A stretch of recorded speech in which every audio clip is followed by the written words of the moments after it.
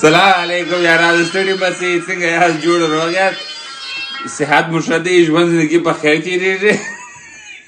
دا دی بیا والا زلفان کې پر مخ راتوی دا دی نن مو د چرګ چلم ولیدله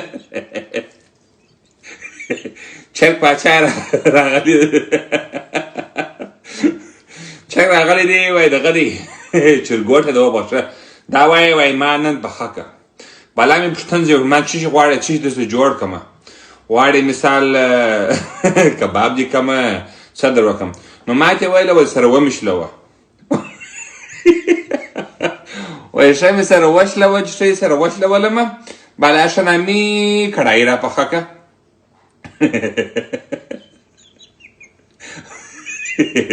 وایي ښه کړایي راته پخه که بالا ما څنګه کړایي غواړې ول اول مې د بدن څه دا